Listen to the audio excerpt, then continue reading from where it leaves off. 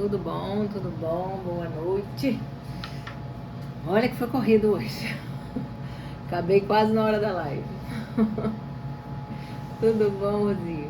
Oi, Sonária, tudo bom? Boa noite. Olha que vocês mandaram pergunta, hein? Tinha bastante pergunta, mas pode fazer aqui também, tá, gente? Olá, Daniele, Kalina, tudo bom, gente? Podem perguntar por aqui também, essa live tema livre. Geralmente eu trago lives para vocês com tema determinado, né? Oi, Fabiana, tudo bom? Olá, gente.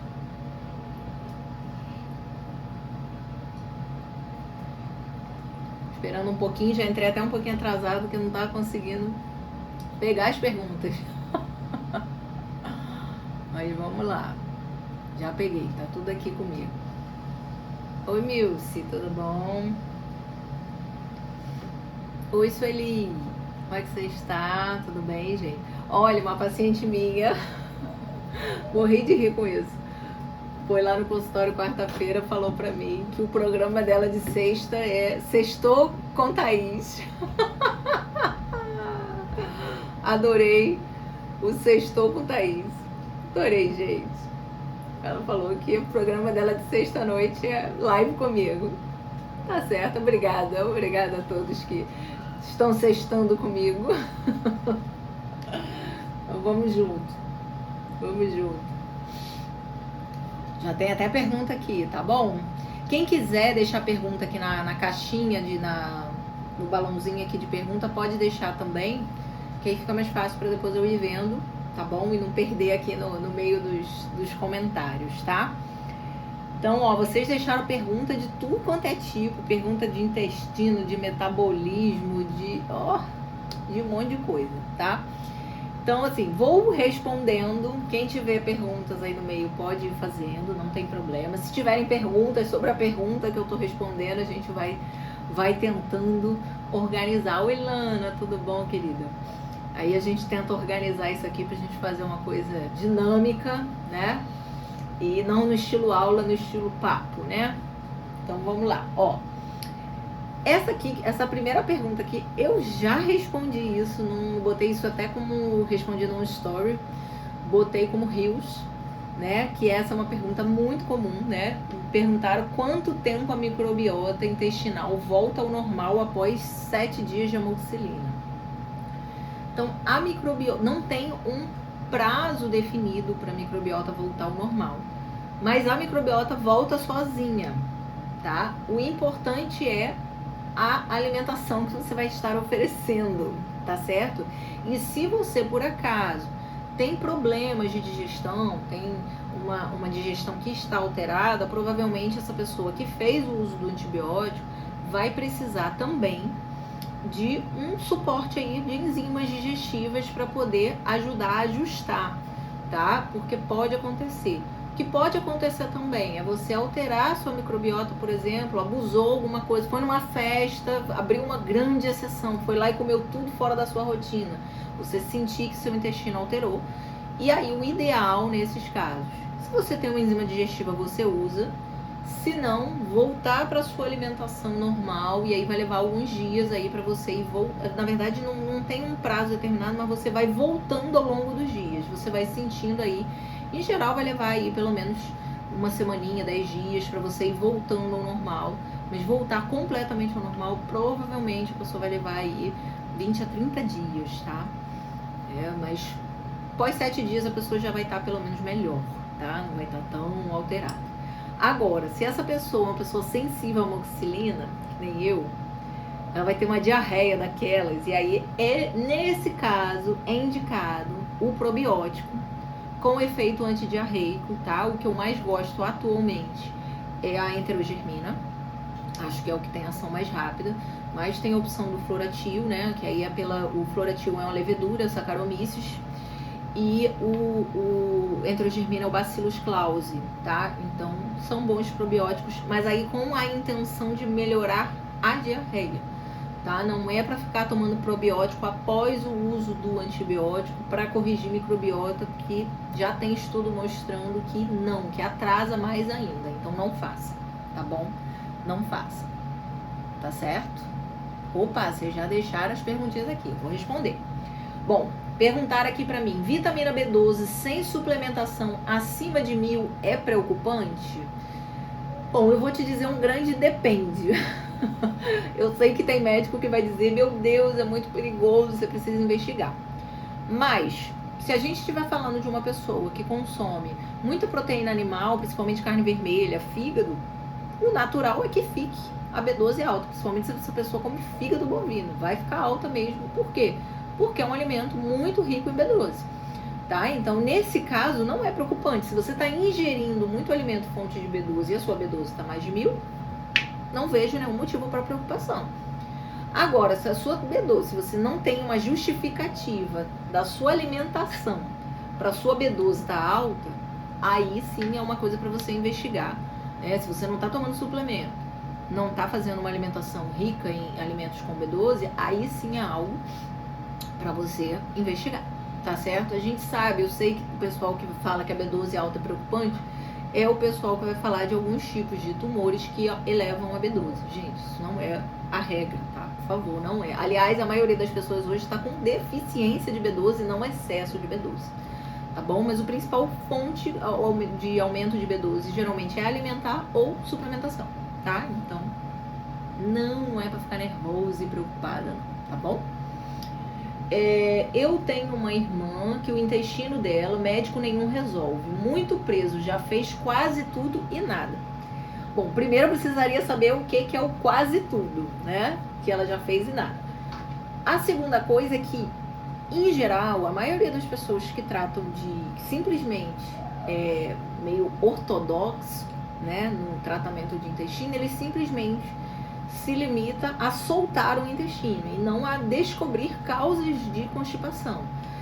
Se você, a pessoa que fez a pergunta, se você já me acompanha há mais tempo, já viu alguma outra live minha, você vai ver que eu sempre falo de causas de constipação, que a constipação, muitas vezes, apesar de ser tratada como doença, ela é um sintoma do mau funcionamento intestinal. Então, em geral, você precisa avaliar causas, tá? Causas digestivas mesmo, tá? Ah, mas a minha irmã, por exemplo, a pessoa tem um intestino redundante, ou seja, um cólon muito aumentado. Isso é uma causa de constipação? Mas aí você sabe a causa. Tem uma causa. Em geral, nesses casos, a gente precisa de um estímulo maior como se diz? Um estímulo maior de peristalse. A gente precisa melhorar a peristalse da pessoa para ver se a pessoa consegue compensar. Idosos com intestino redundante, em geral, a gente não consegue tirar ele completamente do laxante. Mas a gente pode fazer laxantes menos danosos, né? Melhor do que lactopurga e né? Que é o Bizacodil ou Dulcolax, né? Então dá pra você fazer coisas melhores que não viciam o intestino, tá? Mas tem opções, sim. Na verdade, precisa avaliar a causa para poder pensar num tratamento que seja eficaz. Por exemplo, muita gente que tem intestino preso é intolerante a alimentos e não sabe. E aí a causa do intestino preso é a intolerância a um alimento que ela consome regularmente. E quando você exclui o alimento, a pessoa melhora. Um exemplo, as pessoas acham que intolerância à lactose dá só diarreia. Isso é mentira, tá? Intolerância à lactose não causa apenas diarreia. A pessoa pode ter prisão de ventre. Outra coisa que a pessoa pode ter e ter prisão de ventre é doença celíaca, tá? A pessoa pode ser celíaca, é muito constipada, não sabe porque não fez o teste e tá achando que doença celíaca é só em casos de diarreia, tá? Então, por isso que eu tô te falando que é importante avaliar causas. Sem avaliação de causa, não tem como você propor um tratamento de constipação que seja eficaz. Simplesmente você não sabe, você tá tratando as cegas. Tá certo? Bom, por que muita insônia na carnívora? Tem dias que não me sinto renovada. A gente sabe que tem pessoas em carnívora que fazem níveis de cetose muito altos. E a cetose a gente sabe que pode causar insônia. Em geral, isso seria mais uma adaptação da dieta, tá? Eu, por exemplo, durmo super bem na carnívora, tá? Então, talvez, se você for uma pessoa recente aí na carnívora, possa ser alguma adaptação.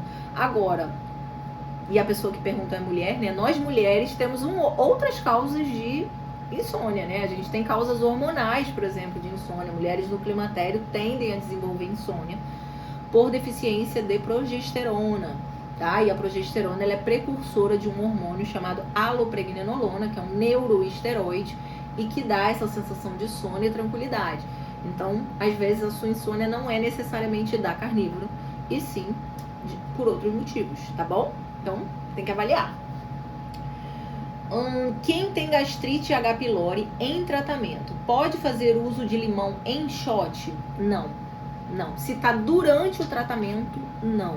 Porque durante o tratamento, quando você usa antibióticos, a gente, em geral, nessa fase, a gente precisa dar o inibidor de bomba de próton, tá? Porque você precisa reduzir a acidez, porque o antibiótico acaba agredindo muito o estômago, e aí você usar limão em shot pode piorar o sintoma. Então não faça, espera terminar e depois pode voltar, tá? O limão não faz mal para o estômago, mas no meio do tratamento do H. pylori, ele pode causar sintomas, certo? Que mais? Vamos lá, mais perguntas. Se quiserem botando, tá bom? Eu vou responder as daqui também, tá? Só tô aproveitando e respondendo as da caixinha. Gente, essa aqui, essa pergunta, eu pensei 1000 vezes como é que eu vou responder. Olha a pergunta. Doutor, os tipos sanguíneos interferem no sistema digestivo? O meu é A positivo, mas gosto de carne. Gente, não tem nenhuma evidência científica que apoie que tipo sanguíneo interfere na nossa digestão, ou que a gente não possa comer muita carne porque eu sou tipo A, ou porque o O é que tem que comer carne, o A tem que comer mais vegetal, ou então o B tem que comer mais carboidrato. Gente, não tem nada, nenhuma evidência científica suportando isso, tá? Isso inclusive vem de um livro, de um médico que fez esse livro falando sobre isso. Isso já está completamente ultrapassado. Eu sei que tem gente aqui na internet repetindo isso. Não há nenhuma evidência científica que suporte a dieta do tipo sanguíneo, tá bom, gente? Simplesmente saibam que ela existiu, que ela existe, e ignore. Você gosta de carne? Coma carne, meu amor. Coma carne. A não ser que você tenha alguma alteração digestiva, trate a sua digestão e coma carne, tá certo? Inclusive, tá? Um dos estudos que tem contrariando aí a dieta do tipo sanguíneo foi feita com aborígenes da Austrália, e eles têm tipo A e a dieta deles é basicamente carnívora, tá? Eles comem carne. Estão vivos lá fazendo isso. Então não, gente, para com essa história de camponeses do norte que tem tipo A, não pode comer carne. Ai, cansativo isso, gente. A carne é um alimento, nós somos muito bem adaptados para consumir carne. Então, não tem nada, o seu tipo sanguíneo não serve para isso e não tem nenhum suporte a isso, tá bom? Minhas unhas partem ao meio, como carnes, ovos, sal integral e água. Tomo sol e faço aterramento. Aí, meu amor, tem que começar a pesquisar causas, inclusive hormonais. Como tá sua tireoide? Será que sua tireoide tá boa? Mesmo você comendo, tendo uma boa dieta, isso não exclui você ter outros problemas de saúde. E unha quebradiça assim, tem que olhar a tireoide. Não tem jeito, tem que olhar a tireoide. Se você tiver um hipotireoidismo, você pode comer carnes, ovos, fazer aterramento e a unha vai continuar partindo, porque o que você precisa fazer é ajustar o seu hormônio tireoidiano. Tá? Então não depende só da alimentação. As pessoas acham que unha e cabelo é só vitamina. Aliás, é muito menos vitamina e muito mais outras causas, principalmente causas hormonais, tá? Então, vamos dizer assim, que o seu corpo joga fora seu cabelo e sua unha, porque não são partes essenciais do corpo. Se algo tá faltando, ele vai priorizar outras partes, tá? Então, não. Que bom que você já faz uma boa alimentação, mas tem que fazer outras pesquisas, tá? Tenho reação intestinal com ovos de mercado, mas não com ovos de galinha do quintal. Por que será? Mas você já testou? Você comeu ovos da galinha do quintal e ovos... Assim, pra mim, pode ser só por causa de teor, a composição do ovo mesmo. A gente sabe que a galinha caipira, né, que é a galinha alimentada lá do quintal, ela tem um perfil melhor do que o da galinha de granja, que é alimentado com grãos, né? Então, e usa muitos antibióticos e tal. Só se for isso. É uma composição melhor ali de gorduras, de proteína, só isso, tá? Agora, avalie também como é que você tá fazendo, como é que você tá preparando e tal. E se você ficar bem com o ovo da galinha do quintal, como o ovo da galinha do quintal. Com certeza é um ovo de melhor qualidade. O que a gente não pode confundir o ovo da galinha da granja ainda é um alimento melhor do que um alimento industrializado. Porque tem muita gente falando que não vai comer ovo de galinha da granja e come alimento industrializado. Aí não tem sentido, né? Então, o ovo ainda é um alimento bom, mesmo não tendo toda a riqueza nutricional que um ovo de uma galinha criada solta, né? Porque mesmo estando na carnívora estrita, 8 meses, meu cabelo ainda cai bastante. Avalie, vou falar mais uma vez. Avalie a sua tireoide. Você tá é a mesma pessoa que mandou a pergunta da unha. Você tá com unha quebradiça, você tá com o cabelo caindo, avalie a sua tireoide. Por favor. Isso não é da carnívora. Isso é outra coisa. Tá bom? Quando passamos para carnívora, é normal o triglicerídeo subir? Não é normal. Aliás, o triglicerídeo cai. Todo mundo de carnívora tem triglicerídeos bem baixinhos. Meu triglicerídeo é 40 e pouco. Eu tenho paciente com 30 e pouco de triglicerídeo. O que sobe geralmente é o LDL. O LDL sobe, mas o triglicerídeo cai. Aliás, eu sempre sei que um paciente faz dieta de baixo carboidrato por causa disso. Ele geralmente tem um perfil lipídico, um colesterol total mais alto, LDL mais alto, HDL alto também, HDL bom, principalmente se ele já faz dieta de baixo carboidrato há meses, aí ele já tem essas adaptações e triglicerídeo baixo, tá? Tem que ser pelo menos abaixo de 100. Então, se você ainda tá com o triglicerídeo alto e tá na carnívora, das duas uma. Ou você tá há pouco tempo na carnívora e o seu triglicerídeo estava altíssimo e ainda não deu tempo dele cair, tá certo? Ou você tá burlando a carnívora, aí não tem muito jeito, tá bom? Aqui, Fabiana, triglicerídeo 38 na carnívora, é isso aí. O pessoal da carnívora, triglicerídeo é muito baixinho, geralmente abaixo de 50, tá? Geralmente abaixo de 50. Me perguntaram se Deprev 5.000 pode tomar todos os dias. Gente, eu não gosto de... Assim, quem me conhece já sabe que eu não gosto de prescrever suplementação. Mas, se for uma suplementação prescrita pra você, sim, você deve tomar, tá? Você tem que fazer um cálculo ali de dosagem. Mas, assim, se você acha que com Deprev 5.000 você vai intoxicar por vitamina D e fazer disfunção renal, não, porque isso não é uma dose que intoxica ninguém. Tá? Uma dose normal, assim, para reposição, nada demais, tá? Então, ninguém intoxica com 5.000 de vitamina D. As pessoas intoxicam com vitamina D porque fazem 50.000 todo dia, 70.000 todo dia. Eu já vi pacientes fazendo isso, com 200 de vitamina D, tá? Então, as pessoas intoxicam por causa disso. E, geralmente, também porque fazem a vitamina D sozinha, não associa com a K2, tá? Então, geralmente, esses são os motivos de intoxicação. Insulina alta também aumenta dores articulares? Aumenta, dói o corpo todo por um motivo de inflamação. Insulina alta quer dizer que você está inflamado, então vai doer seu corpo como um todo. Pode ter certeza que pode aumentar dores articulares, tá? Vamos lá. Olha que me perguntaram na caixinha.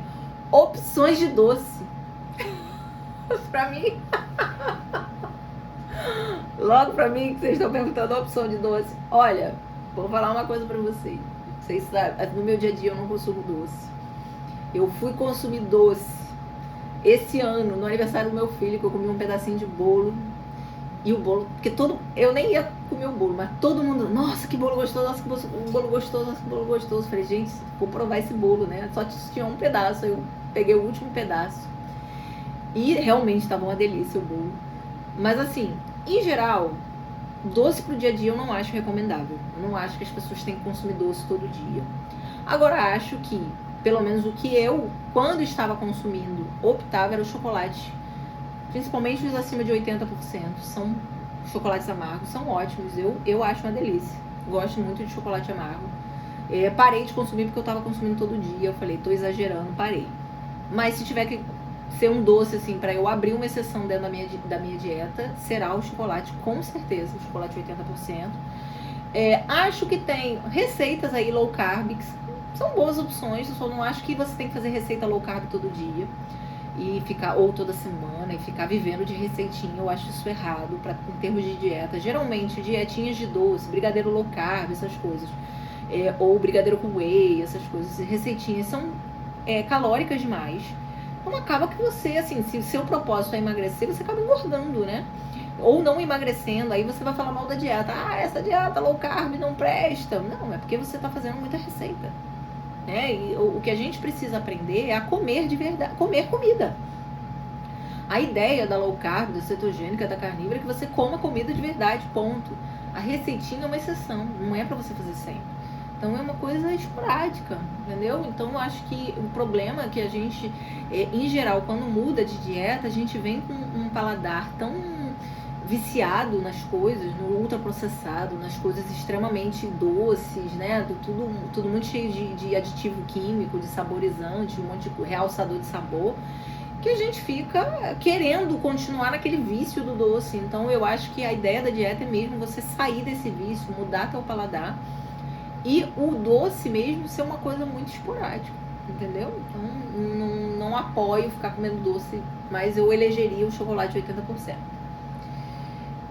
Perguntaram sobre o consumo de chás digestivos. Se eu acho legal, eu acho ótimo. Tem vários chás com propriedades digestivas, tá? Hoje, inclusive, eu falei isso com uma paciente. Ela até começou a rir, que ela sai tomando um monte de chá, né? Aí ela falou pra mim, mas eu posso tomar chá? Eu falei, pode, mas que chá que você quer tomar? Que chá que você toma? E aí, por exemplo, ela disse que adora tomar vários tipos de chás e que ela mistura os chás. Aí, por exemplo, ela falou pra mim que estava usando um chá que tem ação colerética, um chá que atua na contração da vesícula. Esse é o caso do boldo, tá? Tem os de chá de louro também faz isso, tá? Aí eu falei, mas pra que você tá usando esse chá se você não tem vesícula? Aí ela olhou pra minha cara, eu não sabia disso. Eu falei, ou seja, ela tá tomando chá e não sabe pra que serve o chá. Então eu falei, toma outro, você quer melhorar a sua digestão? Vai fazer a reposição dos sais biliares, claro, que eu passei pra ela, mas toma outros chás, toma chá de hortelã, toma o chá de espinheira santa, toma chá de alecrim, chá de erva doce, camomila, são chás que atuam na digestão, tem alguns chás que são procinéticos. Então aí você ajuda na sua digestão, mas não vai fazer, não precisa usar um chá que talvez não tenha uma função específica para você. Mas para quem tem vesícula, essa história do chá de boldo fazer bem ao fígado, na verdade ele não faz bem ao fígado, ele só aumenta a excreção de bile. Então, na verdade, vai ajudar, né, a desintoxicar o fígado, né? Então acaba ajudando. Mas se você não tem vesícula, não adianta muito. 8 meses na carnívora estrita, porque às vezes o cocô fica com odor forte. O que pode ser? Pode ser que você não esteja com a sua digestão tão acertada. Pode ser que você ainda tenha um processo de desbiose intestinal e não esteja tratado. Gente, eu gosto sempre de falar isso. Carnívora não resolve tudo, tá? Carnívora ajuda em muita coisa, mas não resolve tudo. Muitas vezes as pessoas já têm lá o processo, que às vezes é de longa data. Tem gente que tem problemas digestivos desde a infância, nunca tratou, muda a dieta, dá uma melhorada? Dá. Resolve tudo? Não. Principalmente, por exemplo, pessoas que têm hipocloridria, às vezes não resolve só mudando a dieta. Pessoas que têm desbiose intestinal, muitas vezes também não resolve. Então, às vezes precisa fazer um tratamento mais específico mesmo, tá bom? Deixa eu ver, mais perguntas. Respondi tudo da caixinha? Tem uma aqui que mandaram um testamento, mas eu não consegui abrir. Nossa, mas mandou muita coisa. Bom, vou responder as que estão aqui. E já tem bastante coisa aqui também. Vamos lá. Vamos lá. Pode falar sobre as enzimas altas do fígado. O que causa essa elevação das enzimas do fígado? Bom, vamos lá. Enzimas altas do fígado, a gente tem basicamente de enzimas do fígado, a gente tem 4 enzimas. A gente tem TGO e TGP, que são as enzimas canaliculares. E a gente tem a fosfatase alcalina e gama-GT, que são as enzimas que avaliam colestase, avaliam via biliar. Tá? Então, primeiro, quais são as enzimas que estão alteradas, né? A TGO-TGP, a gama-GT, por exemplo. TGO e TGP geralmente são marcadores de lesão do fígado, tá? Então, em que processo que a gente vai ter aumento de TGO e TGP? Geralmente, se você tiver um processo de hepatite, uma esteatohepatite, você vai ter elevação de transaminase. Se você tiver uma hepatite medicamentosa, se você tiver qualquer coisa que agrida o fígado, um medicamento que agrida o fígado, ele vai aumentar a TGO e TGP. Se for aumento das enzimas de via biliar, por exemplo, como a gama-GT, é a mais comum de elevar na esteatose hepática.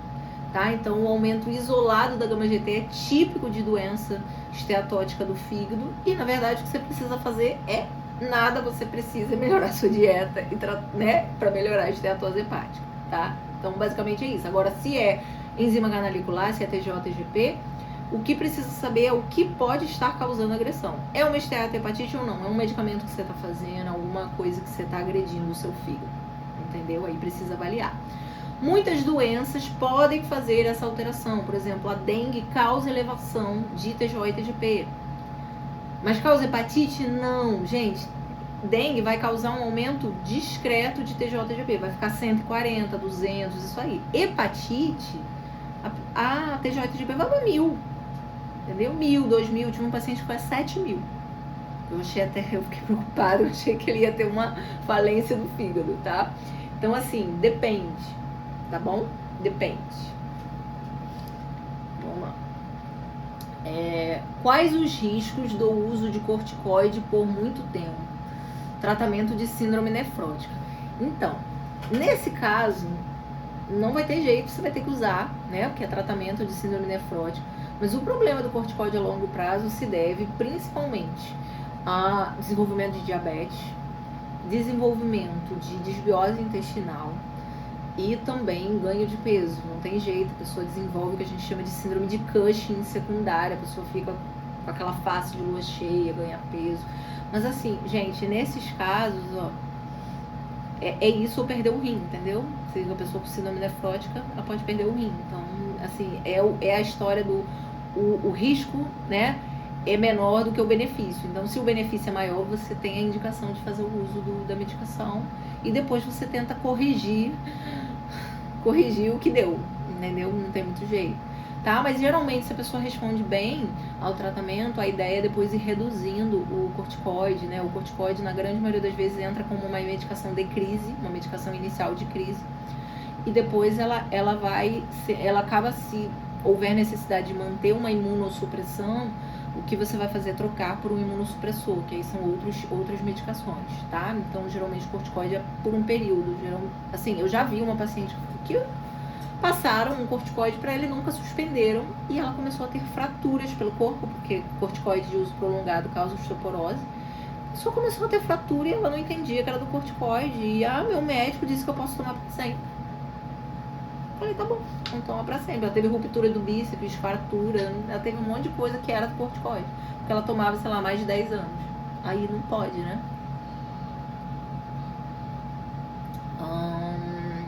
Para emagrecer, preciso diminuir a carne ou a gordura?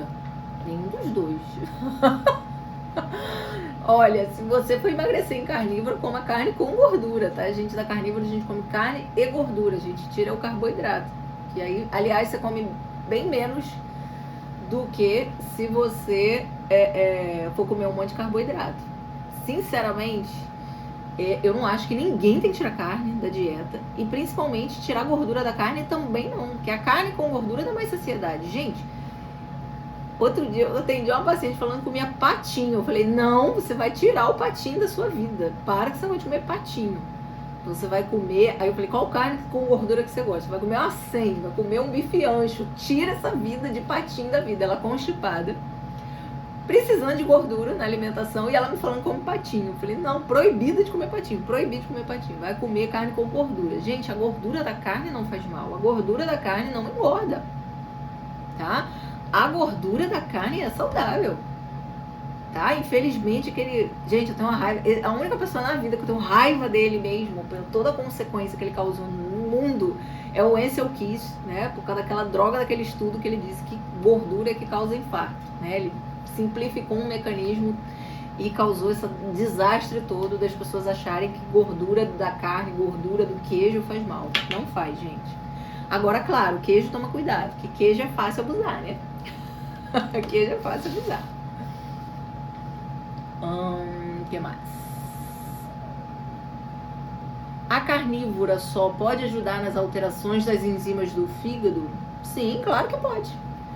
Porque com a carnívora você sabe que você vai reduzir triglicerídeo, você vai reduzir estetose hepática, você vai resolver o problema do fígado. Com certeza você vai resolver, tá? Com a carnívora. Aí é uma coisa que a carnívora resolve, tá? Doença esteatótica do fígado, lesão do fígado. Se você fizer uma carnívora exclusiva, não ficar comendo coisinha fora da carnívora, vai resolver, tá bom? Gente, patinho não tem gosto de nada, gente. Como alguém come patinho? Não. Patinho é um negócio que não... Enfim. Vamos lá. Fungos crônicos no couro cabeludo tem relação com o intestino? Sim! Sim. Gente, quando vocês vão achar que tudo é intestino? Entendo, tem. Possivelmente, se você tem fungo crônico no couro cabeludo, ou seja, você tem uma disbiose fúngica cutânea, você tem disbiose fúngica lá no seu intestino. Tratamento, tá? Eu tô fazendo esse tratamento, tá, gente? Eu estou fazendo esse tratamento, né? A gente faz nos outros, mas a gente conta o nosso também. Eu comecei a ficar muito alérgica, assim, alergia da roupa, que é uma coisa que eu nunca tenho. Eu falei, não é possível, estou com disbiose fúngica, comecei o tratamento hoje. Comecei a tomar minhas enzimas, meus suplementos para melhorar minha disbiose fúngica, tá? Não acho que veio lá do aniversário do Davi, lá das coisas que eu comi lá no aniversário do Davi. Porque foi depois disso. Desequilibrei minha microbiota. Paciência, agora eu corro atrás, né, do prejuízo. Mas estou fazendo, então tem que tratar assim, tá? Vamos ver, eu conto pra vocês sobre as alergias. Hoje ainda não tive nada, mas eu tô assim uns 5 dias tomando antialérgico, porque tô sempre com alergia. Alergia do elástico da calcinha, alergia do elástico do cós da calça. Isso é desbiose, gente, tá? Então a gente tem que entender que as coisas estão relacionadas, tá? Então sim, tratar o intestino e aí vai melhorar, possivelmente vai melhorar o couro cabeludo.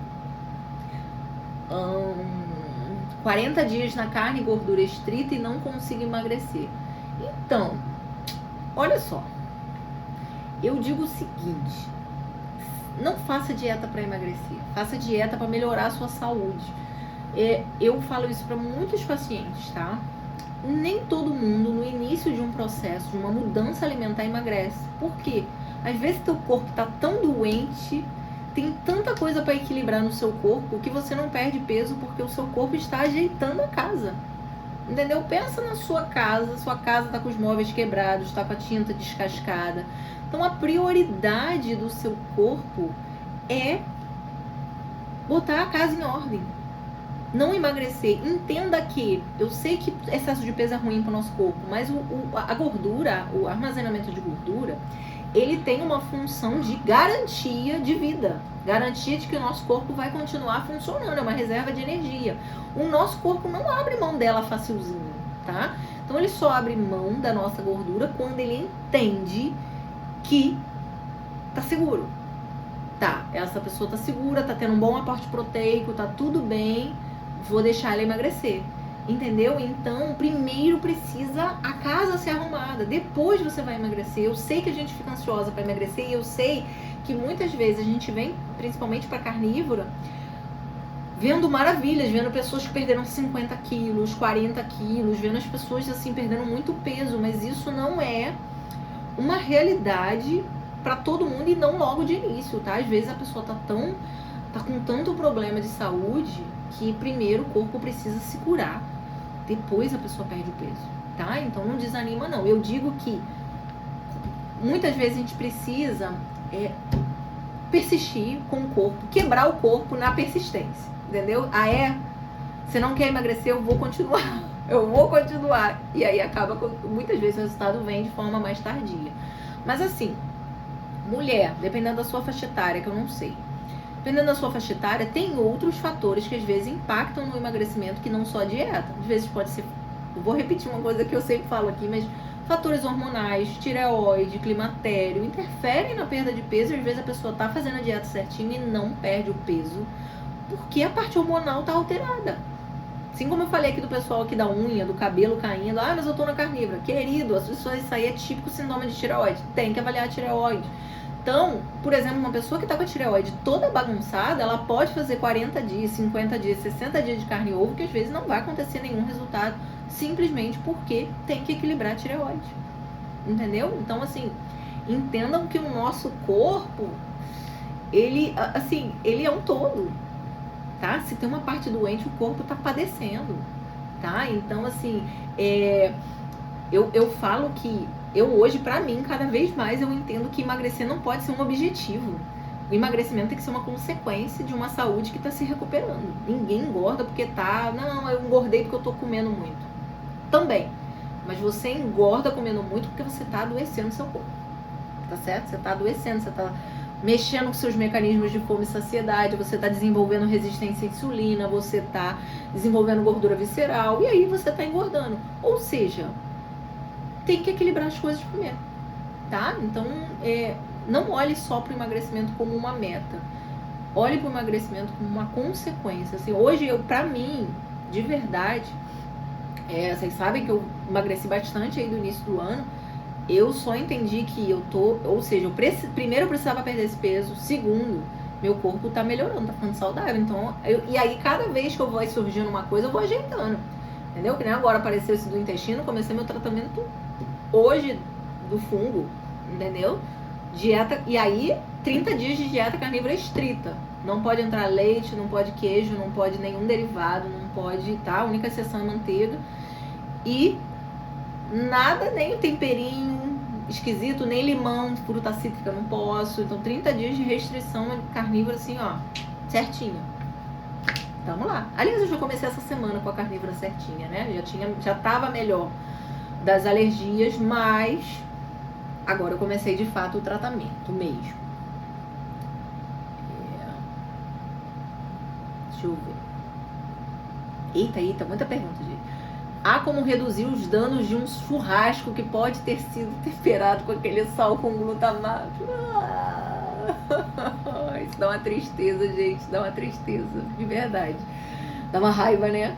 Então, o que a gente pode fazer muitas vezes, além do uso de enzima, a gente pode usar algumas estratégias aí anti-inflamatórias mesmo pra gente tentar reduzir o dano. Então, por exemplo, eu acho que pra você eu já passei uma formulazinha que tinha cúrcuma, lembra? Aquilo ali é ótimo pra você ter ali como backup pra uma situação dessa, entendeu? Fora isso, muita manteiga, porque manteiga tem butirato, ajuda ali na recomposição intestinal, e a dieta aí mais certinha do que nunca, porque é para controle de danos, né? Aquela acabou, vamos ter que fazer de novo então, né? Mas eu passei outra pra você, aquela de própolis. Deixa eu ver o que vocês falaram aqui antes de responder mais perguntas. Peito de boi é maravilhoso, né, gente? Gente, carne com gordura, gente, pelo amor. Patinha é o peito de frango do boi, lombo é o peito de frango do porco. É isso mesmo. Gente, eu tenho raiva. Lombo é muito seco, gente. Eu pego besunto de gordura, gente. Lene também tem essa alergia. Olha que tem que olhar aí se não tá com fungo. Aumento de fungo, né? Fungo a gente tem no intestino, mas ele pode dar uma descontrolada dependendo aí da situação. Você pode ter essa desbiose e ter que tratar. Lana, eu chamo de terreno baldio. Primeiro vem a limpeza do terreno, depois vem todo o restante. Perfeito. Carnívoro é o boi todo, da cabeça ao rabo, isso aí. Não, mas mas essa paciente que come patinha, ela não é carnívora não, tá? Ela no máximo faz uma low carb, ela não é carnívora, mas ela tava fazendo uma low carb com patinho. Aí eu, não, vai comer gordura, com o intestino super preso. Muitas vezes o organismo está precisando tanto de nutrientes que ele primeiro retém para depois entender que já pode usar a gordura como fonte de energia. Perfeito. Tem uma fase de adaptação do metabolismo também. Então, às vezes o início você não perde ou perde pouco, e depois que o metabolismo, a gente fala que vira a chave do metabolismo, vira a chave para queima da gordura, para você entrar na cetose mesmo, né? A cetose da carnívora é pequena, mas você queima a gordura, aí passa, aí vai, gente, aí vai que é uma beleza. Manteiga minha vida, perfeito. Vou fazer costela bovina. Ai, gente, costela, coisa boa. Enrola o lombo do bacon, isso aí. Perfeito. Tem colesterol hereditário e colesterol dos alimentos? Minha médica disse para tomar ezetimibe, pois o colesterol é hereditário. Então, meu colesterol de 368 não é da alimentação. Sou 75% carnívoro. Bom, primeira coisa, ela concluiu que seu colesterol é hereditário. Ela fez algum exame genético em você? Se ela não fez, ela está afirmando a cabeça dela, né? Vozes da cabeça dela. Infelizmente, tá? Infelizmente, tem pessoas que têm uma resposta de aumentar o colesterol quando ingerem um percentual maior de gordura animal, tá? Então, sim, isso acontece. Mas você, que você já falou comigo muitas vezes em box, eu vou te dizer que o seu caso, muito provavelmente, é derivado das alterações hormonais do climatério. Tá? A mulher no climatério desenvolve dislipidemia, não tem nada de genética, tem a ver com climatério, com deficiência dos hormônios. O corpo compensa, né? Ele tenta compensar a falta hormonal produzindo mais obra-prima. Eita, falhou agora. Produzindo mais matéria-prima para a produção hormonal. Só que acontece que a mulher no climatério, ela nunca vai conseguir reverter isso, porque ela entrou em menopausa. Ponto. Ela está em deficiência hormonal, ela não vai deixar de ter deficiência hormonal, a não ser que ela faça a terapia de reposição hormonal. E, em geral, a mulher no climatério faz a terapia de reposição hormonal e reverte a dislipidemia, melhora o colesterol. Outra coisa que acontece, tá?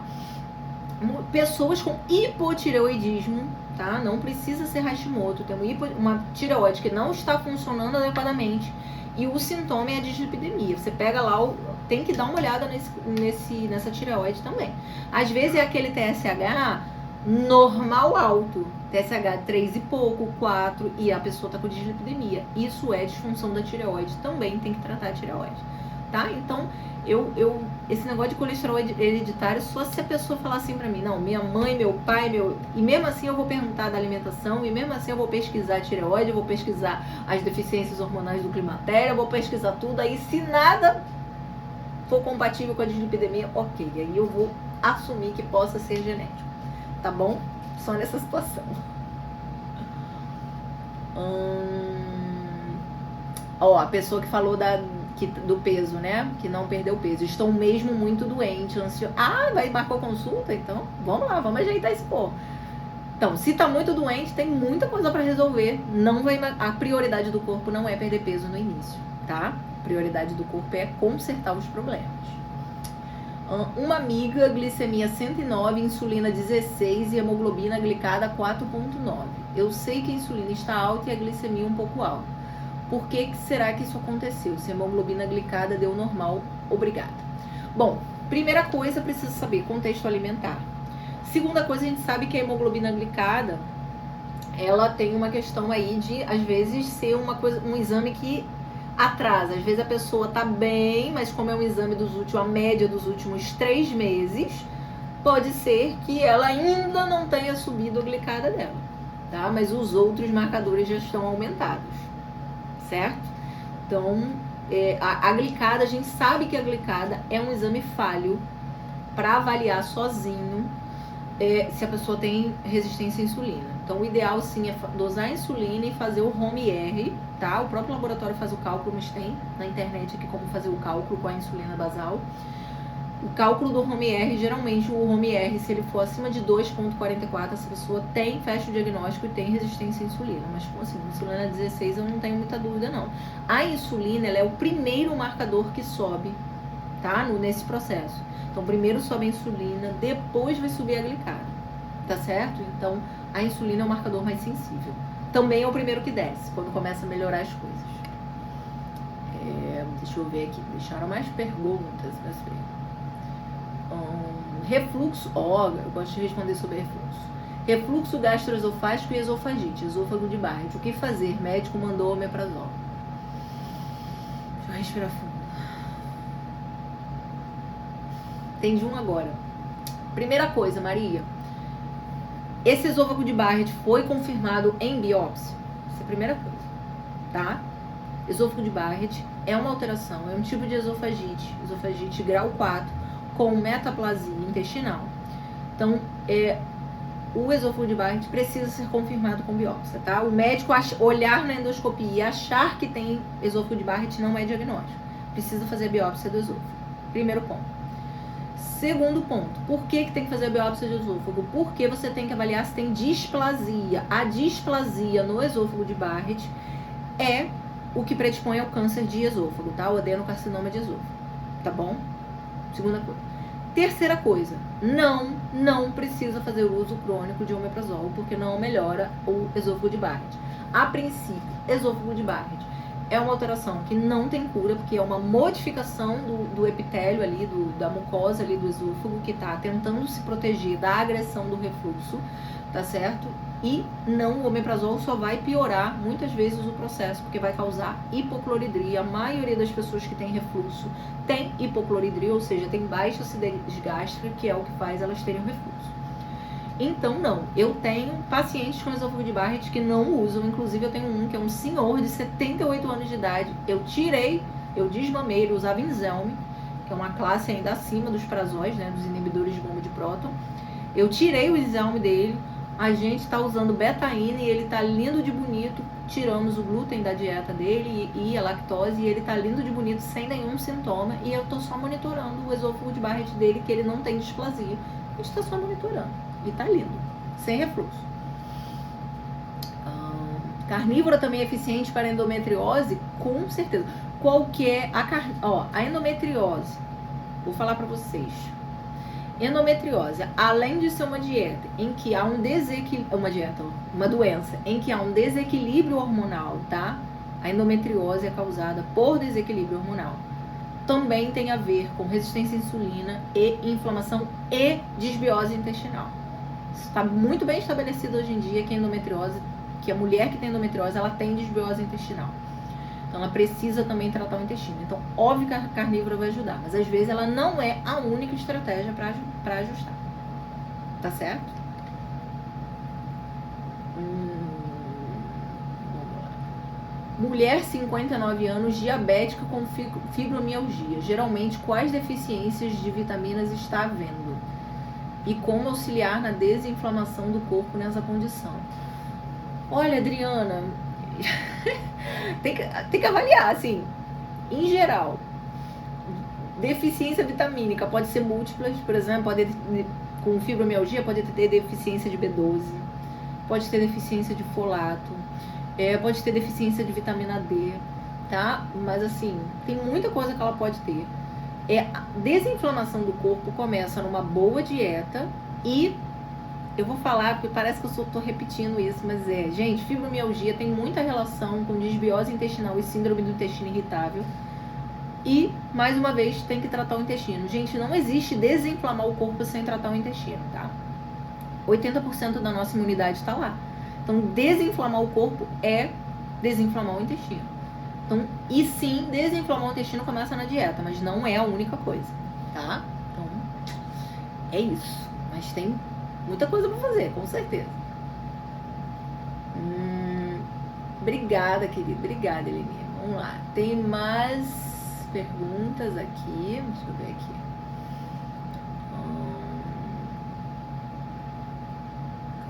Cadê? Doutora, fiz carnívora por 1 ano e perdi 40 quilos e curei muitas coisas no meu organismo. Porém, comecei a ganhar peso e gordura e infelizmente tive que parar. Não. Você tava fazendo alguma coisa errada. Desculpe, dá pra engordar em carnívora, tá? Você tava abusando da alimentação. Simples assim, tá? Botei até a perguntinha aqui na tela. Simples assim. Você abusou na sua alimentação. Não foi a carnívora, só porque a carnívora tá? Eu emagreci, ó, só pra te responder, eu emagreci 12 quilos em carnívoro agora esse ano.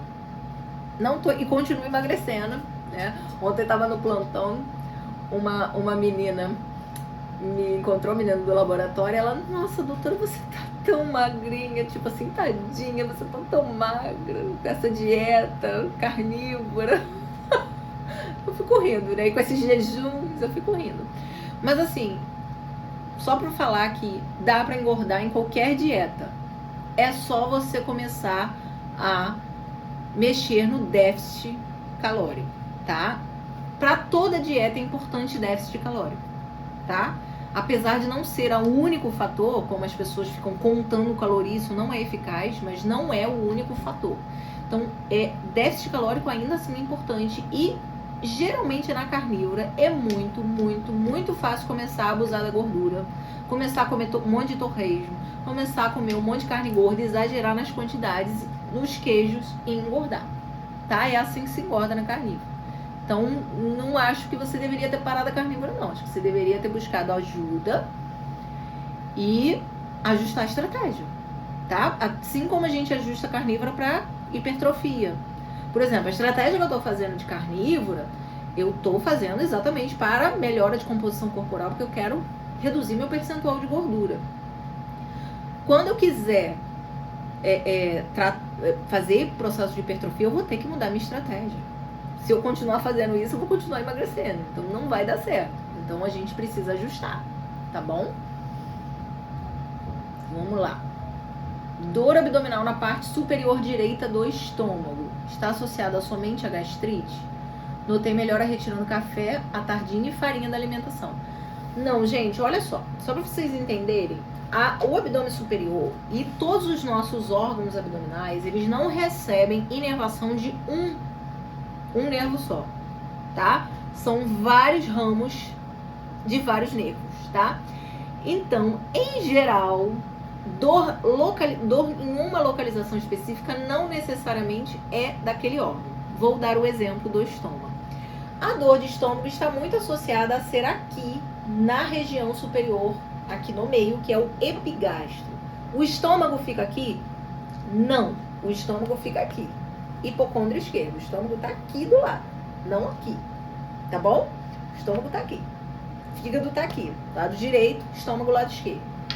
E por que dói aqui no meio? Porque aqui tem o gânglio celíaco, tá? O gânglio celíaco recebe todo o estímulo doloroso dos órgãos do abdômen superior aqui.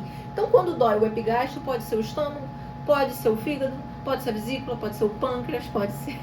Tá? Mas como é que vocês sabem, então, diferenciar? Geralmente, a dor, quando é de um determinado órgão, ela vai ter algumas características. Então, por exemplo, a dor do estômago. O estômago fica do lado esquerdo. Então, geralmente, pode doer o epigastro, pode doer o próprio hipocôndrio esquerdo, aqui embaixo da costela, pode doer o ombro e pode doer no meio das costas, bem no meiozinho das costas, tá? Ali na coluna mesmo, bem no meio, tá? Entre as escapas. Isso, geralmente, se a pessoa tiver esse padrão de dor, isso é uma dor de estômago mesmo. Se for o fígado, geralmente o fígado vai doer desse lado, do lado direito, vai ser uma dor que corre, pode doer tanto aqui na frente como na parte posterior das costas, tá certo? Então, uma dor que vai irradiar para a região posterior, tá? Então, assim, tem algumas características, tá? O duodeno pode doer aqui também? Pode. Como que diferencia? O duodeno, além da dor epigástrica, você vai ter uma dor mais centralizada, periumbilical, tá? Ou seja... é difícil saber, tá certo? Então, em geral, você tem que ir avaliando qual é o tipo da dor. Mas assim, se você notou melhora tirando café e farinha, provavelmente é uma coisa que está associada à sua digestão. Então, mantenha. Gente, farinha faz mal mesmo, tá? Nossa dieta natural não é uma dieta desidratada, tá? Então... mas tem a farinha de amêndoas que é low carb. Daí, gente, a nossa dieta não é uma dieta desidratada, tá? Nossos alimentos naturais têm água, tá certo? Então, a partir do momento que a gente começa a comer muita coisa desidratada, a gente sobrecarrega a nossa digestão. Fato, mesmo sendo saudável, tá bom? Estou só na sua dieta e sem a medida que me passou e já vi uma diferença enorme. Vou te mandar a foto. Manda a foto, que eu fico curiosa. Você tem quanto tempo na dieta, Raquel? Deve ser o quê? 10 dias? Por aí, né? Pouco tempo. Aqui, ó, Raquel era uma que tava fazendo a dieta aí da cabeça dela, tudo errado. Já tá melhor, viu? Tá vendo a diferença? Olha que beleza. Em carnívoro é preciso fazer jejum como 3 refeições ao dia. Não, mas eu acho que é natural fazer jejum na carnívora. Porque, em geral, como na carnívora a gente respeita a nossa fome e saciedade, a gente come até a saciedade, é muito natural você fazer jejum, porque você não vai ter essa fome toda, ainda mais comendo carne, que é um alimento que demanda mais, digere de forma mais lenta, e aí você acaba ficando mais tempo sem comer, tá? Não que você não possa fazer 3 refeições ao dia, pode, eu às vezes faço. Mas eu também gosto de jejuar, eu gosto de dar esse repouso, esse descanso para minha digestão, tá? Então isso é importante também. Então considere fazer um pouquinho de jejum ou aproximar um pouquinho as refeições para você ficar um pouquinho mais de tempo sem comer, né? Me aconselha a pesar carne e gordura? Olha, eu aconselho, se você na carnívora engordou, tá? Você tem que começar a ver aonde está o erro.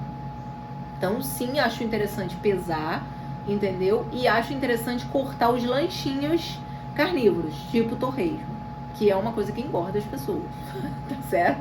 Eu como muito torresmo, mas eu não como todo dia não, tá, gente? Então, só pra vocês saberem.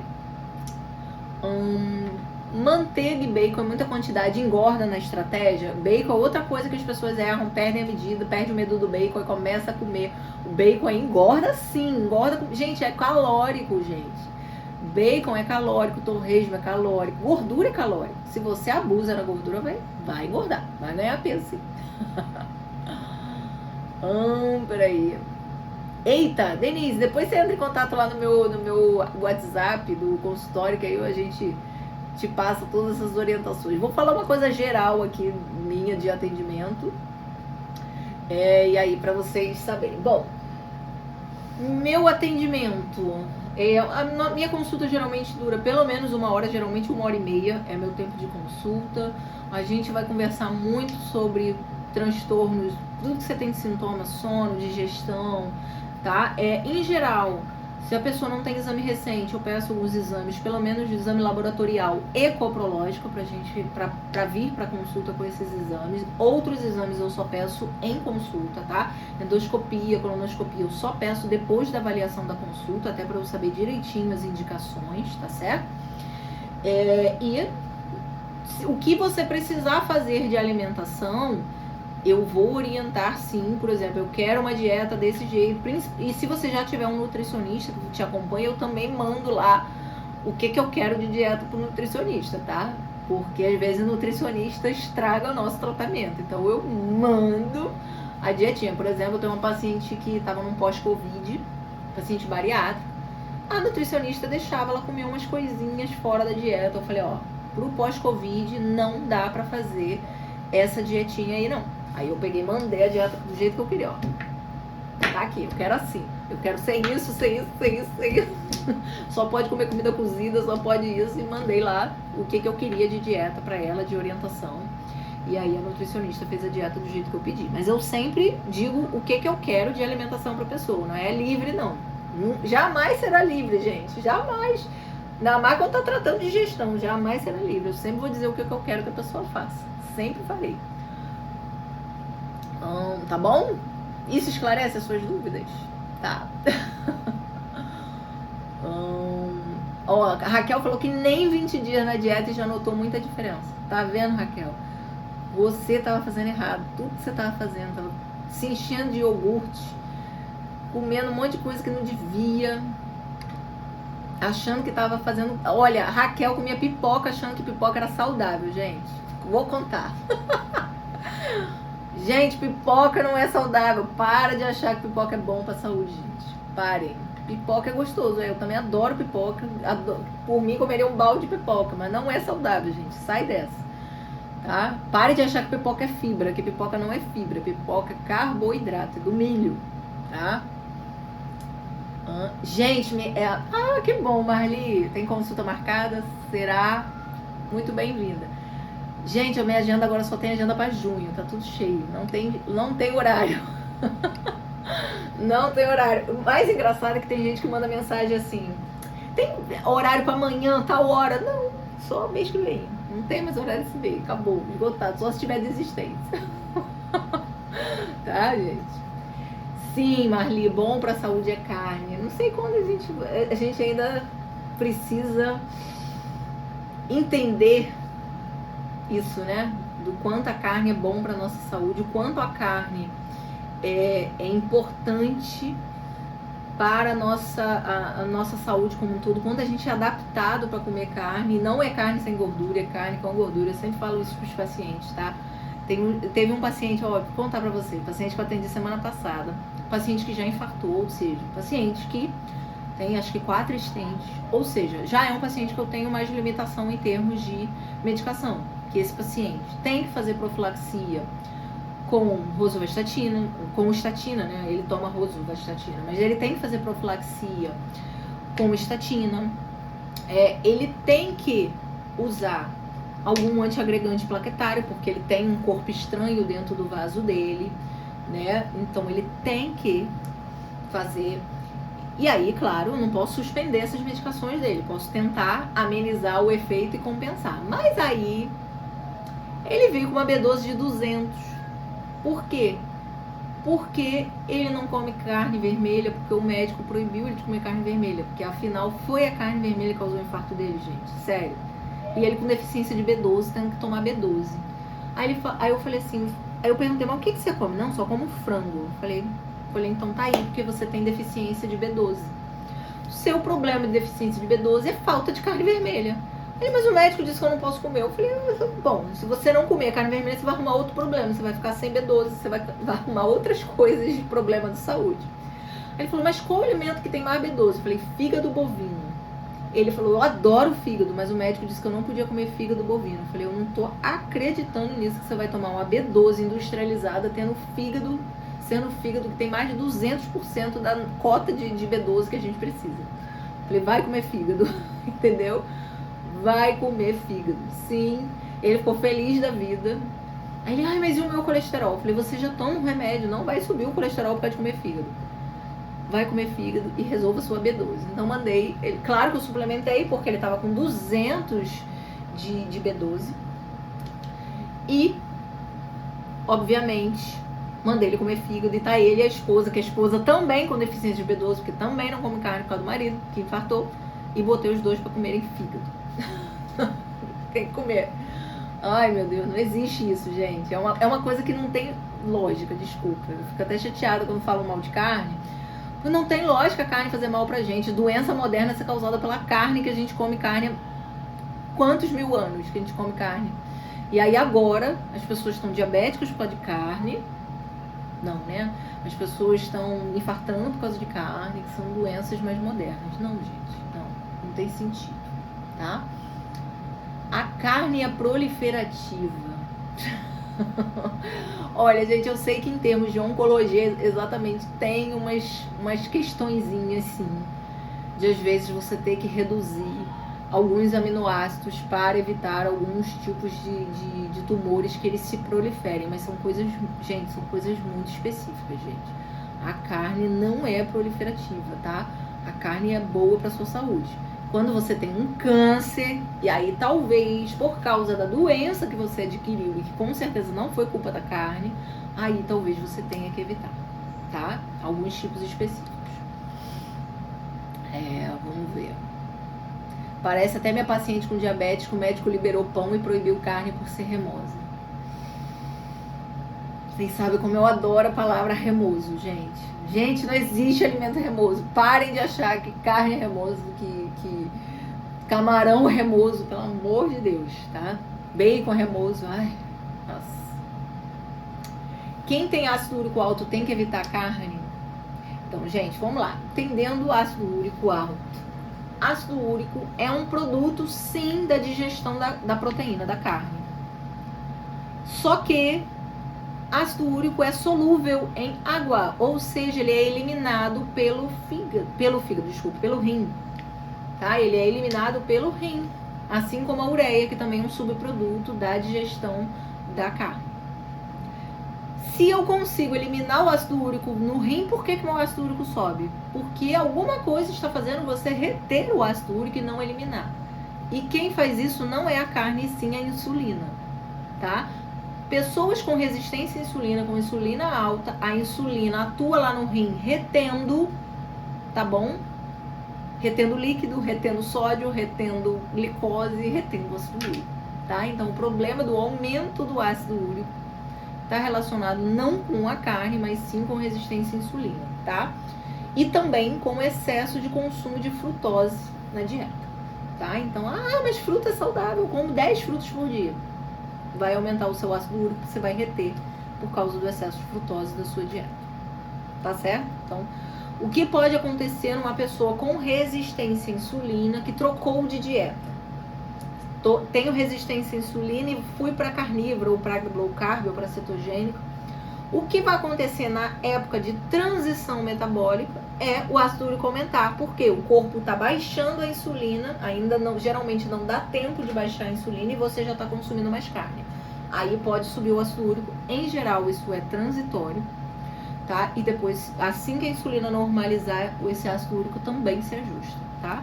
Embora se a pessoa tiver um aumento muito grande de ácido úrico, o que você pode fazer é utilizar sim o halopurinol para que esse paciente não retenha, não tenha nenhuma, Jesus batido copo, que a pessoa não tenha nenhuma crise, uma gota, por exemplo, assim, ainda mais se ela for predisposta a isso. E aí você pode, nesse caso específico, pessoas que têm um ácido úrico acima de 10, aí você usa o halopurinol enquanto ela faz a transição metabólica. Geralmente se ajusta em 1-2 meses, já tá tudo normal. Carnívoros, geralmente tem ácido úrico bem baixinho. Meu ácido úrico acho que é 2,5, 3, é assim, é bem baixo, tá? É assim, ninguém tem ácido úrico alto, geralmente é só na transição se a pessoa já tem um problema metabólico, tá? Mas a grande maioria do pessoal do baixo carboidrato, né, tem ácido úrico bem baixinho, tá? Comumente abaixo de 4, tá? Não vai ter acima disso, não. Liberou a carne remosa e tirou o pão e ela tá melhorando. Exato, Lana.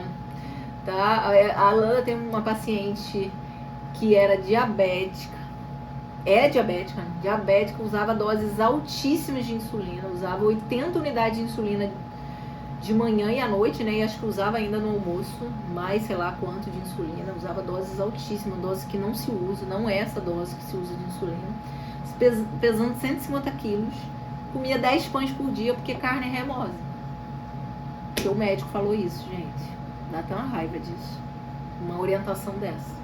E a mulher abrindo ferida no corpo inteiro. E aí agora ela tá fazendo uma dieta de bem baixo carboidrato, tá? E primeiras feridas cicatrizaram todas, ela já emagreceu, acho que uns 7 quilos, né, Lana? E a glicose dela, normal, ela tá sem insulina, e nenhuma insulina, tá? Suspendeu toda a insulina, porque ela tava fazendo hipoglicemia. E o glifage, eu acho que ela tá só com 1 ao dia, porque também tava causando hipoglicemia, porque ela tá melhorando com a carne. E detalhe, as carnes que ela come é vísceras, tá? Ela come bucho, ela come as carnes que as pessoas dizem que é remosa mesmo, né? Bucho, pé de porco, joelho de porco, ela come essas carnes, tá? Tá bom? Que é o que ela gosta, pé de galinha, ela só come as carnes remosas. E ela tá melhorando. Então, o que vocês me dizem? O que vocês me dizem? A resposta era pro seu marido ouvir. Gente, infelizmente, tem muita gente associando mecanismo, né, assim, de forma simplista, quando o nosso corpo não funciona dessa forma. Então, por exemplo, o Cobra, ele tinha entrado aqui na live, não sei se ele tá aqui ainda, mas ele tá fazendo nutrição, tá? E aí ele mandou um vídeo lá da aula dele, a professora dizendo que a pedra na vesícula se forma por causa do consumo de gordura. E aí, em primeira vista, pode ser que isso tenha algum sentido, só que não. Se você for estudar a fisiologia, não tem o menor sentido nisso. Então, por que não tem o menor sentido nisso? Porque a vesícula, ela tá ali para armazenar bile, para concentrar a bile, e caso a pessoa tenha necessidade, aí ela come algo gorduroso, ela vai contrair, expulsar a bile para ajudar na digestão de gordura, né? A bile é um emulsificante, tá? Ela vai fracionar a gordura em pequenas partículas para a ação da lipase pancreática.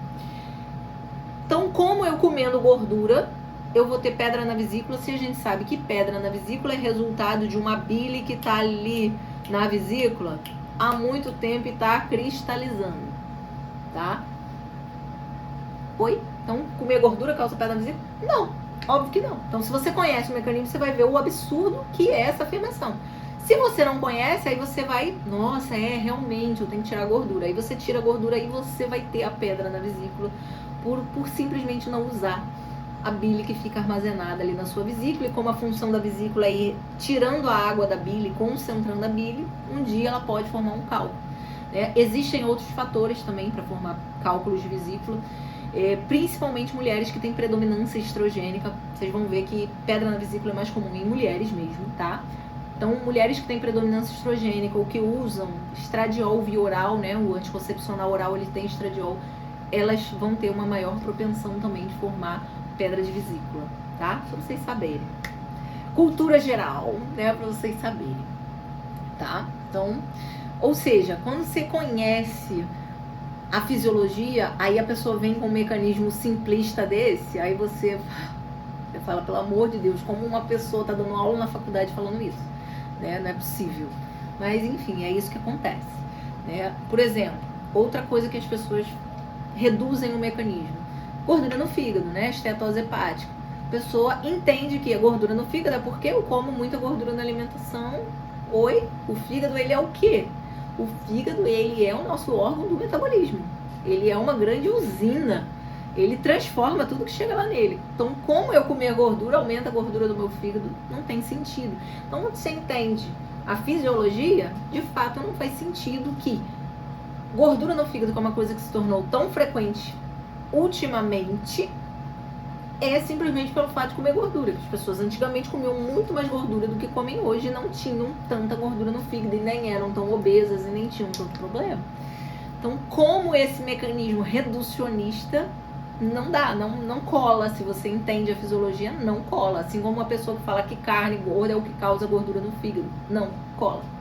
Se você entende como é que o fígado funciona e como é que é o metabolismo, não cola, tá? Então, por exemplo, a gente entende hoje que o principal açúcar que causa gordura no fígado é a frutose.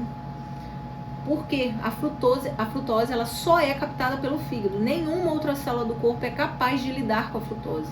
Todo o nosso corpo é capaz de lidar com a glicose. A frutose não. Aí você vai falar, mas a culpa é da fruta? Não. O problema é que as coisas industrializadas são adoçadas com xarope de milho rico em frutose.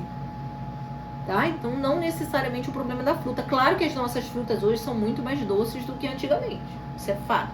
E hoje a gente tem uma disponibilidade muito grande de fruta. As pessoas não tinham esse acesso toda à fruta. Fruta tinha a ver com a estação. Então, ou seja, claro que hoje a gente consome muito mais fruta e isso também pode ser um problema. Mas só a fruta sozinha não é o grande problema, a não ser que seja aquela pessoa que come 10 frutas por dia. Sim, ela pode ter gordura no fígado por comer 10 frutas por dia. Tá? Eu tinha uma paciente que era vegana, ela comia 1 quilo de fruta à noite, ela teve estetose hepática, tá? Então, como tudo que é adoçado artificialmente tem xarope de milho rico em frutose, né? As pessoas consomem muita frutose hoje em dia, por causa de ser um adoçante barato, gostoso, e as pessoas, a indústria usa isso aí em larga escala. Então, tudo que é adoçado, industrializado, a grande maioria é adoçado com esse xarope de milho rico em frutose. Tá certo? Isso, o suco industrializado também. Ou seja, hoje as pessoas consomem muita frutose. Um açúcar que a gente não estava acostumado a consumir tanto. E a frutose no nosso corpo, ela nos engorda. Sim, ela nos engorda. Isso tem a ver com a nossa adaptação aí fisiológica ao longo da evolução. Como a frutose era algo que a gente consumia só em uma determinada estação, a gente perdeu uma adaptação metabólica que pra gente lidar melhor com essa frutose, pra gente metabolizar essa frutose. Então a frutose nos engorda, tá? Nos engorda. Ponto. Qualquer frutose, inclusive a da fruta, ela nos engorda. O papel da frutose é nos engordar e só o fígado capta frutose. Então, se você consome muita frutose, o que você vai acontecer? Engordar. E desenvolver gordura no fígado, porque o fígado vai ficar sobrecarregado com tanta frutose, já que só ele capta a frutose e ele vai ter que metabolizar essa frutose e distribuir aí para todo mundo. E se for excesso de energia, ele vai ter que transformar isso em gordura para que você armazene o excesso de energia da sua dieta. Então, não dá para mecanismo reducionista, você não consegue justificar quando se reduz as coisas, tá? O nosso metabolismo, o nosso corpo é muito complexo, tem um metabolismo muito complexo e esse tipo de coisa simples assim não consegue explicar e justificar as coisas. Então, por isso que do ácido úrico também é a mesma coisa, não consegue justificar e explicar as coisas. A carne que causa aumento do ácido úrico. Quando eu me formei, o que eu aprendi era que o que causava aumento de ácido úrico era carne e feijão. E aí, se a gente for olhar para o feijão, tem sentido o feijão causar aumento de ácido úrico, porque ele tem proteína sim, é uma proteína vegetal, e ele tem muito carboidrato. Aí o feijão aumentar o ácido úrico tem total sentido. A carne não se justifica, tá bom? Que mais, gente? Que mais? Mais perguntas. Por esses dias ouvi que todas as toxinas estão na gordura animal. Jura? Meu Deus do céu, gente. Também tem gente que fala que o fígado, ele é um filtro, né? Ou seja, ele armazena toxina, né? Que eu saiba, o fígado desintoxica o corpo, né? A função do fígado é essa. E aí daí que o fígado armazena toxina, né? É demais, né? Armazena na gordura, gente. Não, o corpo elimina a toxina, ele tira do corpo, né? Na verdade, quando você fica intoxicado é porque você excedeu a capacidade de detoxificação do seu corpo. Aí você se intoxica, né? Então, quando é diferente, você excedeu a capacidade, não tem nada a ver com o fígado ser fonte de toxina e nem a gordura ser fonte de toxina. Toxina sempre irá sair do corpo, tá? Então, as duas vias, aliás, não são duas, tá? As vias principais da gente eliminar toxina vai ser urina e fezes, tá? Então, fezes através da bile e na urina, e também suor, tá? O nosso suor elimina toxinas, tá? Então, sim, se você estiver muito intoxicado, o seu suor será tóxico. Tóxico de toxinas, tá? Agora, claro, eu tive uma paciente, não sei se ela tá aqui ainda na live, ela tava aqui no início da live, que ela se intoxicou com mercúrio porque um médico mandou ela fazer dieta mediterrânea da cabeça dele, vozes da cabeça, e ela só podia comer peixe. A gente sabe que os nossos mares são contaminados com mercúrio, e os peixes, por consequência, eles vão se alimentando e aumentando a carga de mercúrio deles. Eles não conseguem eliminar o mercúrio, porque é um metal pesado. E ela se intoxicou com mercúrio, tá? E aí, no caso dela, ela teve que fazer um tratamento de quelação desse mercúrio para poder desintoxicar. O corpo não conseguiu eliminar tudo. Ela ficou intoxicada e aí teve que fazer um tratamento de quelante para poder eliminar aquele mercúrio. Conseguiu, já tá tudo bem e não quer mais comer peixe, foi pra carnívora. Optou pela carnívora, mais seguro, eu também acho. Então, cuidado aí, pessoal que ama japonês, come muito peixe. Gente, vocês estão consumindo mercúrio, só falo isso pra vocês. Então, cuidado. E as vísceras podem aumentar o ácido úrico? Sim, pelo mesmo mecanismo da carne. Ou se a pessoa está na transição da dieta, ou se a pessoa come tanta porcaria e tá com a insulina tão alta, né? E lembra que víscera é carne, tá? Víscera é carne. Então, vai aumentar, é uma proteína, então pode aumentar o ácido úrico no sentido de que a pessoa não está conseguindo eliminar aquele ácido úrico porque tem alguma coisa ali segurando o ácido úrico, geralmente a insulina, resistência à insulina, e segura o ácido úrico, tá? Então, pelo mesmo motivo. Tá? Mas vísceras, olha, não é para deixar de comer víscera, é para deixar de comer o doce, ou a frutose, né, das coisas industrializadas, não é para deixar de comer Vísceras são extremamente saudáveis, tá? Então são partes do animal que tem muito nutriente. Então, assim, sim, todos deveriam comer. Tem mais nutriente que carne muscular, tá? Então todos deveriam comer vísceras. Mas a gente sabe que nem todos estão acostumados, não gostam. Mas tente se adaptar, né? E coma. Né? Eu gosto só de... Tem uma paciente, eu gosto só de moela. Tá bom, como moela. Eu gosto só de fígado de frango. Come o fígado de frango. Não é tão bom quanto o bovino, mas ainda assim é bom. É uma víscera. Tá? Coma assim. Ok? Melhor comer do que não comer. Tá? Então, eu gosto só dessa, come só essa. Eu gosto só de coração. Come coração. Tá tudo certo.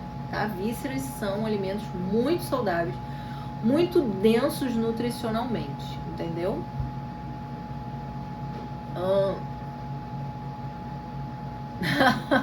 Eosinófilos 4%, monócito 10%. Tomou remédio para verme por 3 dias. Após eosinófilo 3% e monócito 3%. Era verme meio? Não sei. Possivelmente até pode ser que sim. Mas não vi seus exames, então não sei, não fiz sua avaliação. Não sei se você estava sintomática, entendeu? Tá, então, possível que sim, mas não sei. Só com o resultado do exame, tá? Importante não tratar só o exame.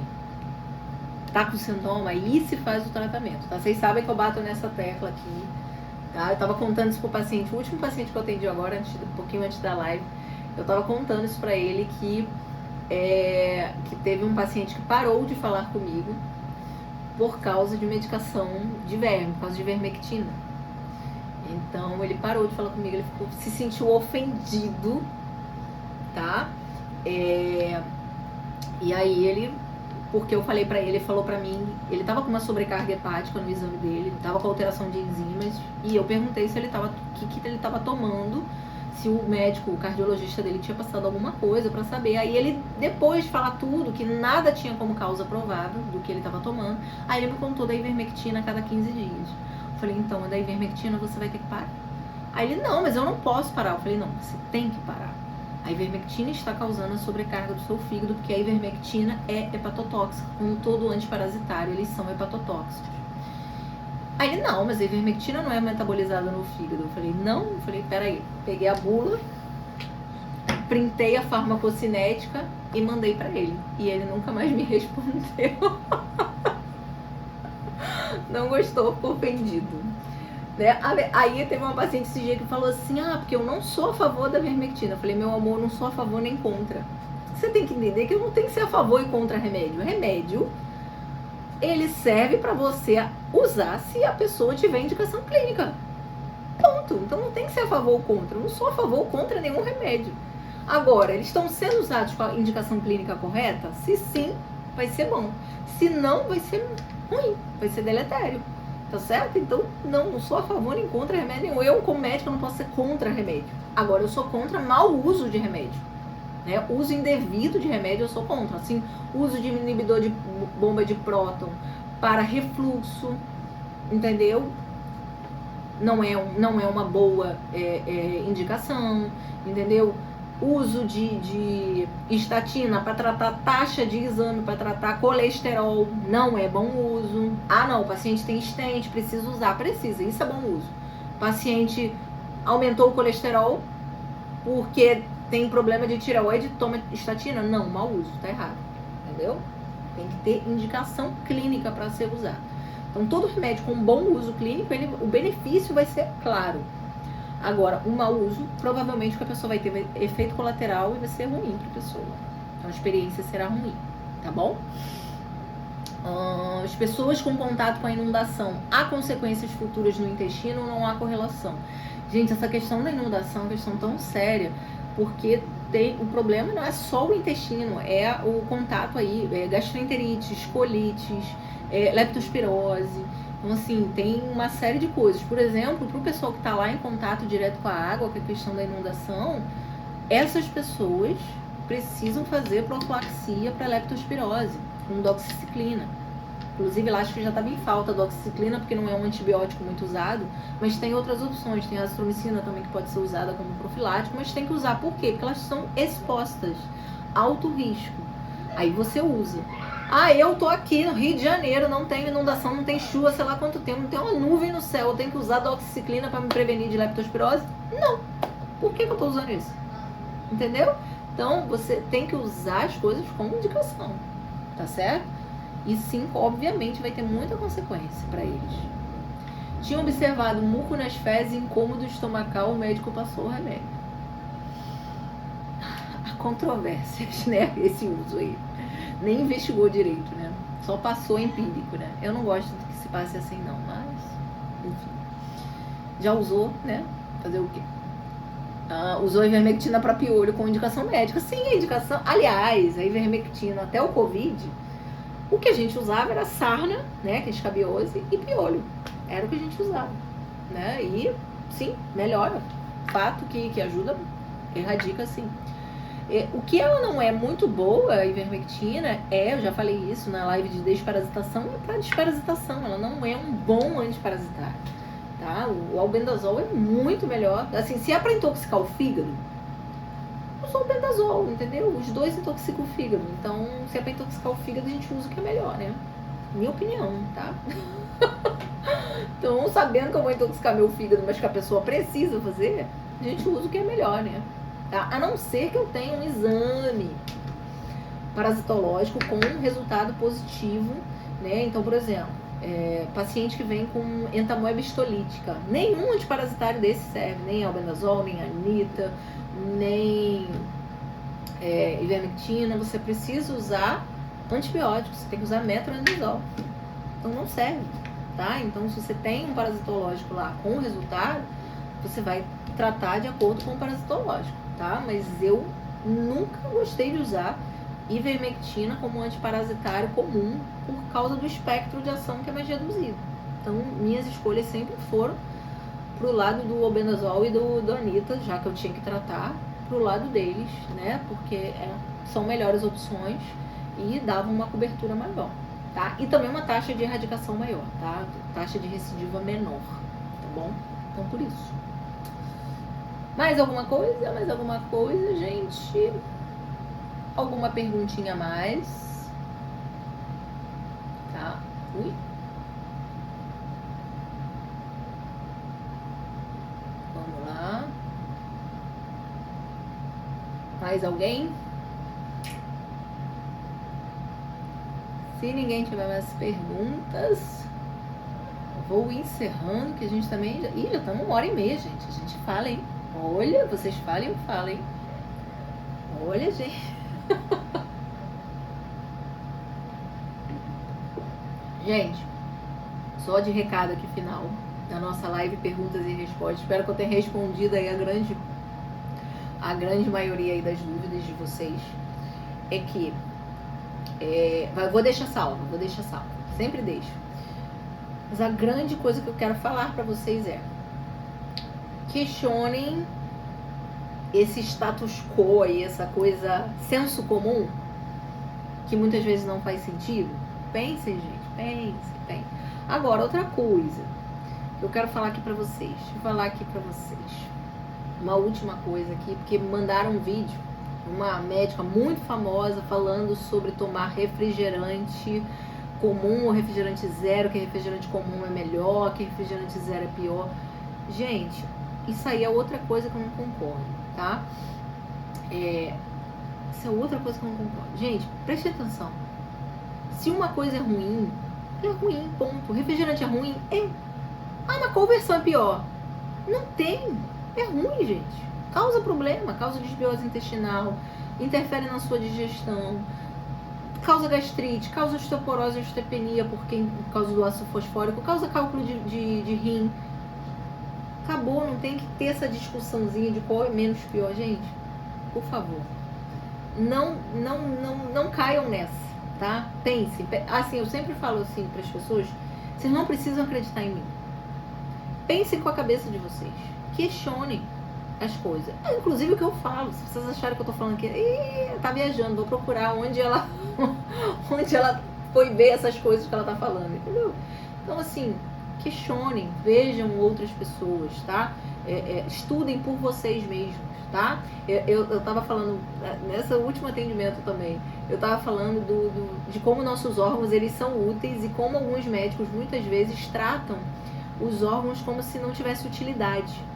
E eu falei, mas você acha que se nossos órgãos não tivessem utilidade, a gente ainda assim nasceria com eles, né? No caso, eu estava falando do apêndice, da vesícula, como que tem médico que trata como se fosse descartável, feito para tirar.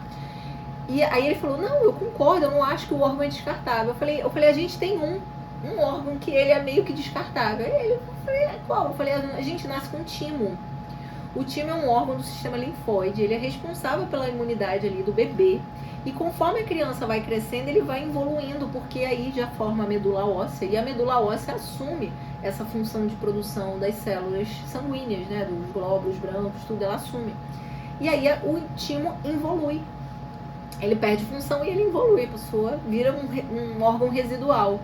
Ele falou, nunca tinha ouvido falar no timo. Eu vamos pesquisar. Eu falei, pesquisa, você vai descobrir que você já teve timo um dia, né? Tá aí um resíduo aí de timo. E aí eu tava falando isso pra ele. Então, assim, gente, só pesquisem por vocês. Eu achei legal ele falar assim, não, eu vou pesquisar sobre o timo. Eu falei, sim, pesquisa, eu acho legal isso. Eu gosto da pessoa que é curiosa e fala assim, você falou sobre isso, deixa eu ver se é isso mesmo, se você falou besteira. Tá? Pesquisem.